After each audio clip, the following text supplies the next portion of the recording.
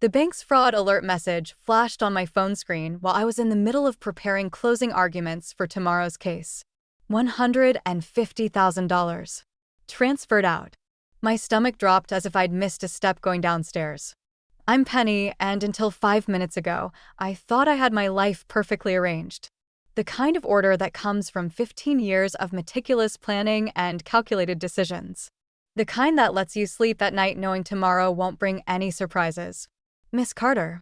The bank representative's voice crackled through my phone. Are you still there? Yes.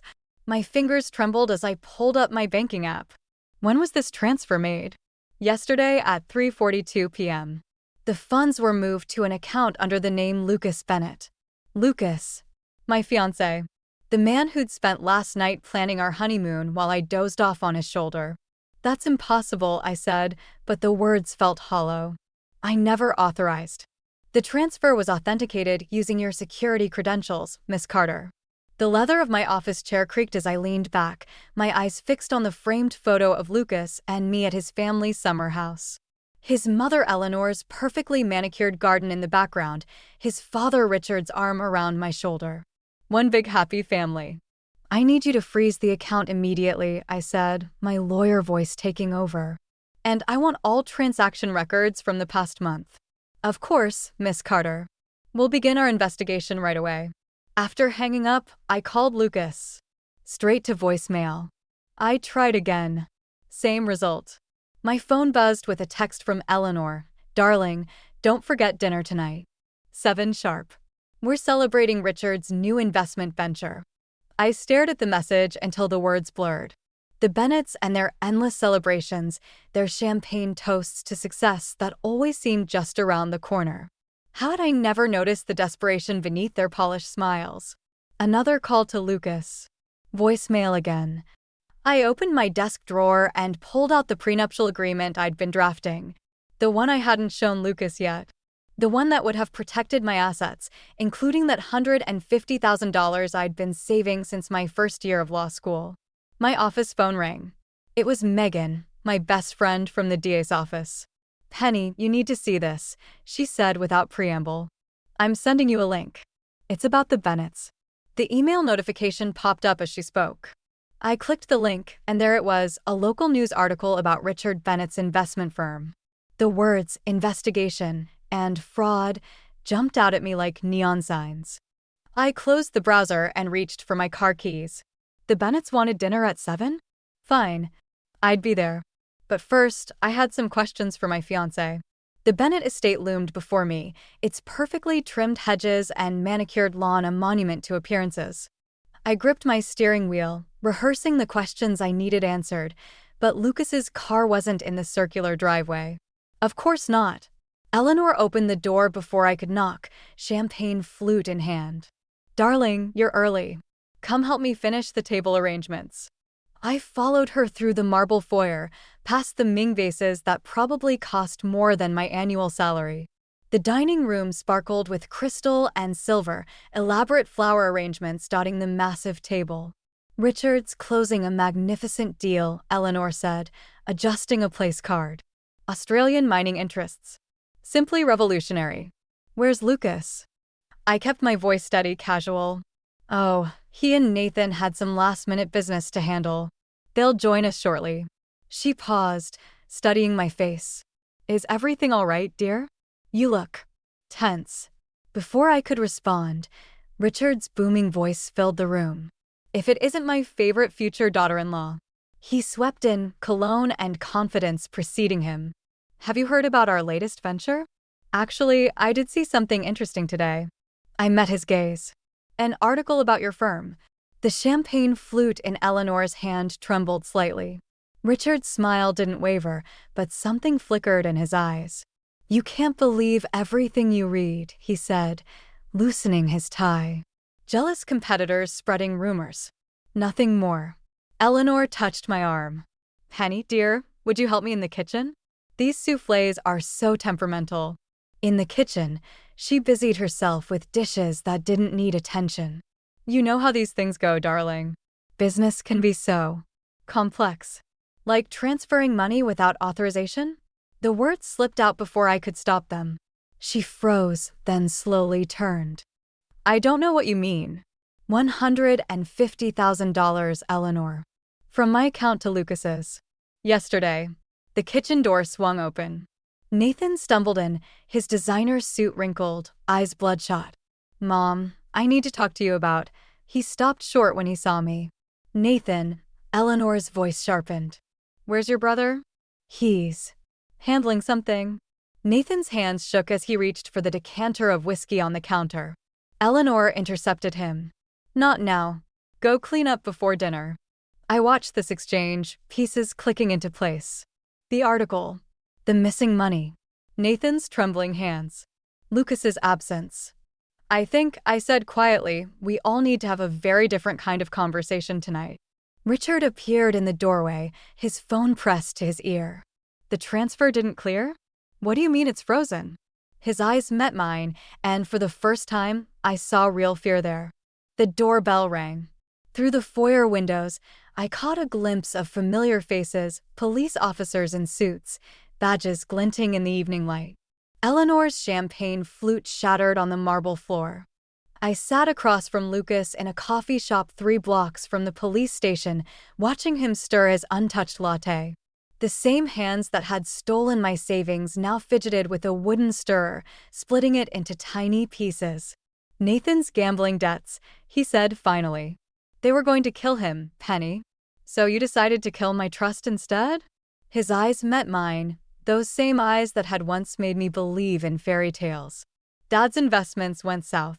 Everything's leveraged. The house, the cars. When Nathan came to me. Stop. I pushed my coffee aside. You had choices, Lucas. You could have told me the truth. Could I? His voice cracked. You're all about rules, structure. Your perfect little world where everything fits into neat categories of right and wrong. The barista called out another order, the steam wand screaming. I thought about Eleanor's face when the police arrived, how quickly her sophistication had crumbled into desperate pleading. They're questioning Richard right now, I said. About the firm's finances. Lucas leaned forward. You have to help us.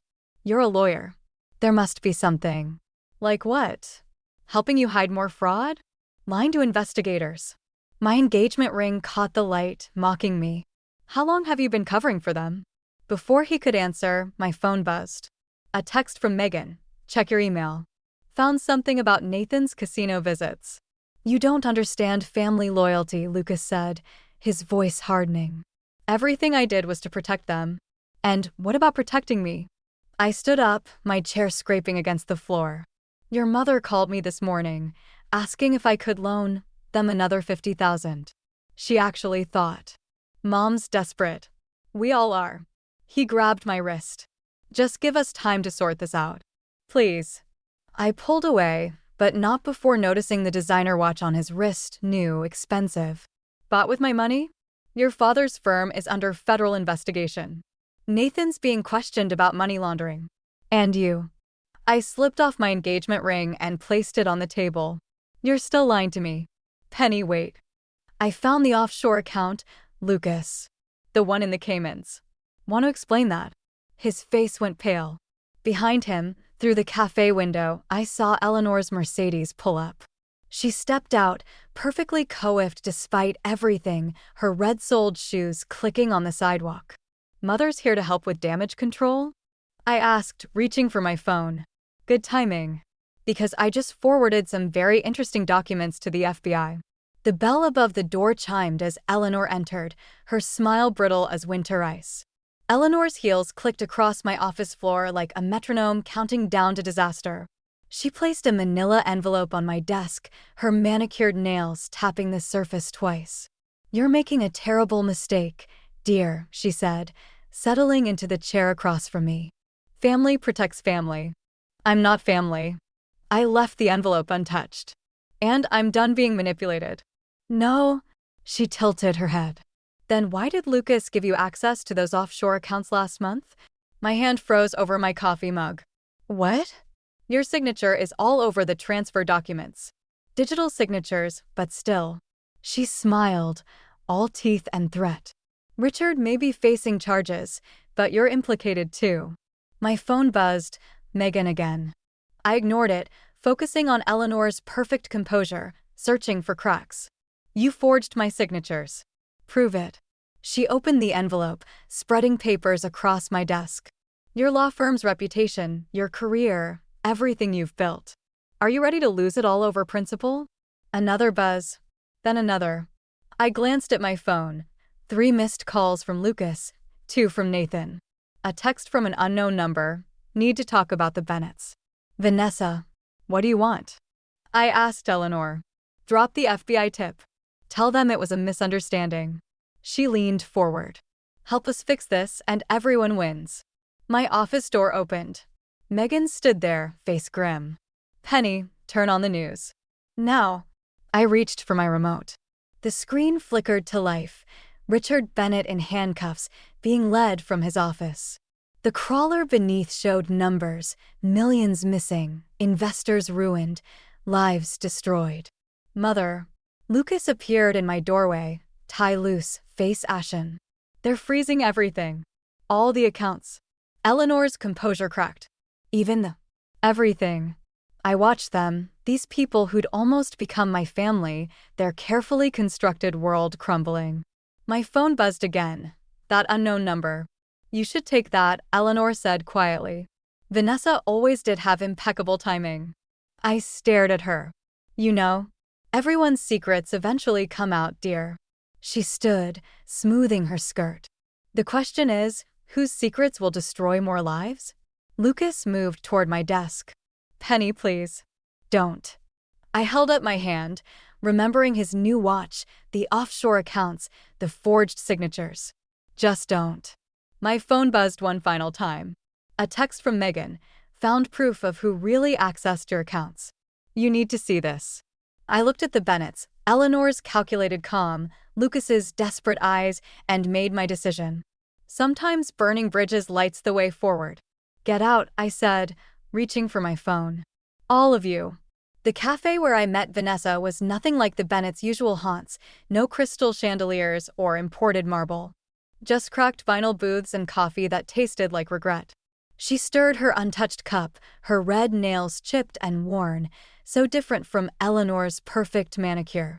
They did the same thing to me 5 years ago, she said, sliding a worn leather portfolio across the table. Different scheme, same players. Inside were bank statements, letters, photos, a paper trail of destruction.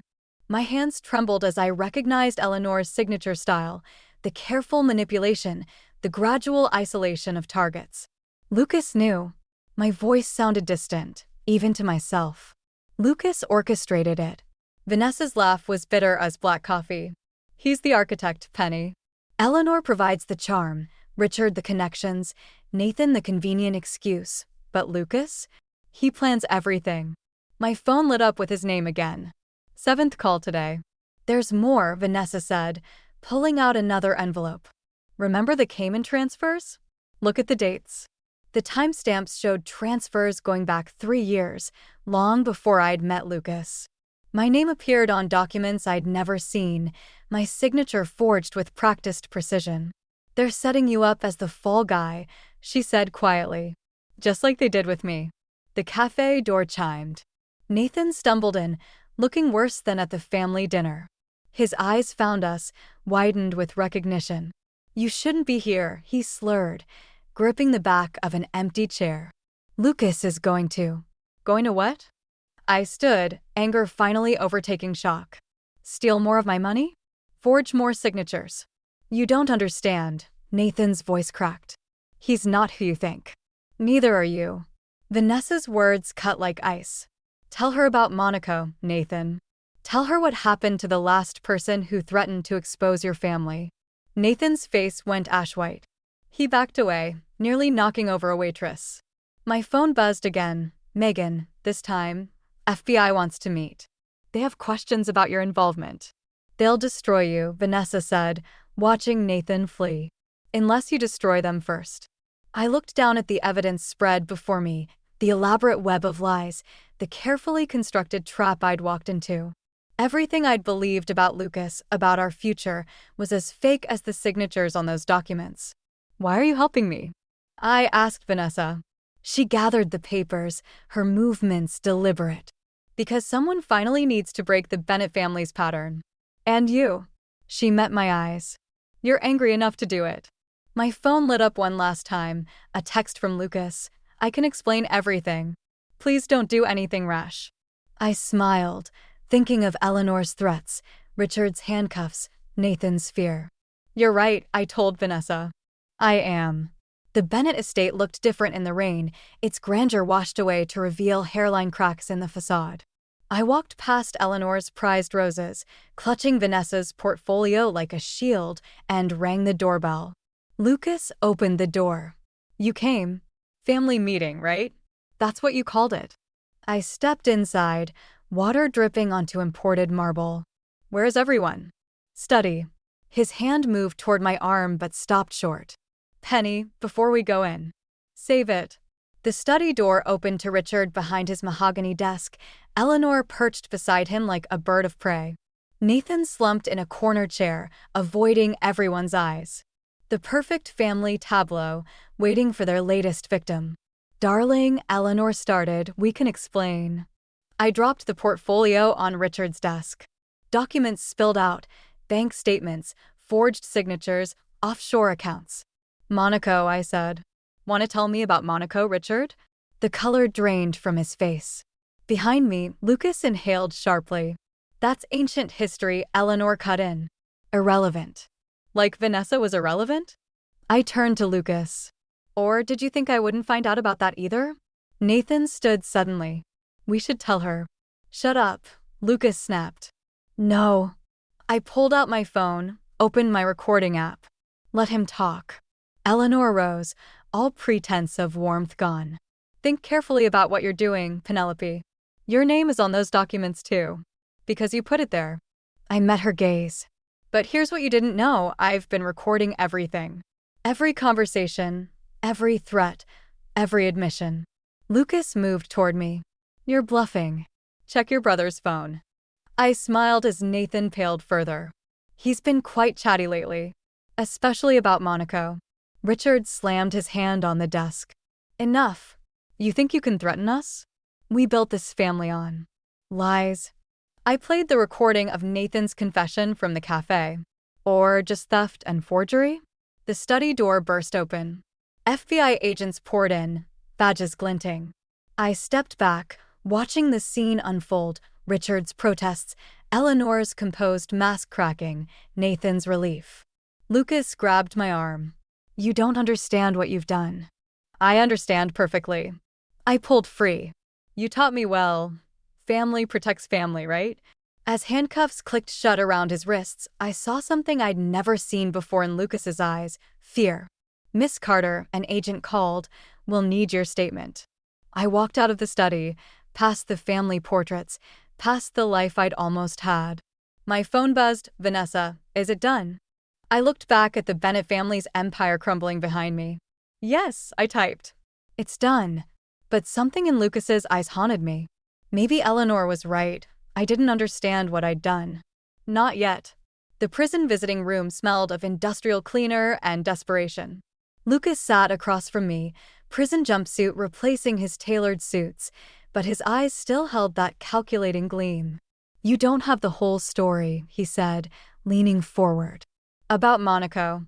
About Vanessa. I have enough. I placed a manila envelope on the table between us. But you're going to give me the rest. He smiled, that same smile that had once made me believe in forever. And why would I do that? Because Eleanor's being charged tomorrow. The FBI found the real ledgers. The smile vanished. You're lying. Nathan talked. All of it. The offshore accounts, the shell companies, the accidents that happened to anyone who threatened exposure. I slid the envelope toward him, including what really happened to Vanessa's sister in Monaco. His hands clenched. You've been working with her this whole time. No, Lucas. I've been working with the FBI. Vanessa. I let the silence hang. Vanessa's been dead for 6 months.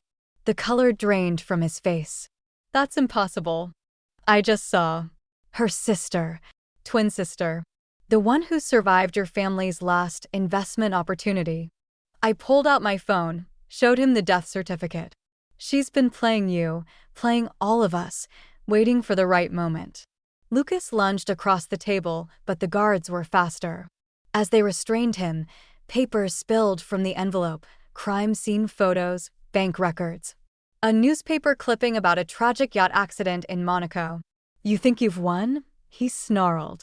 You have no idea what you've started. Actually, I do. I stood, gathering the scattered evidence. Your mother confessed everything this morning.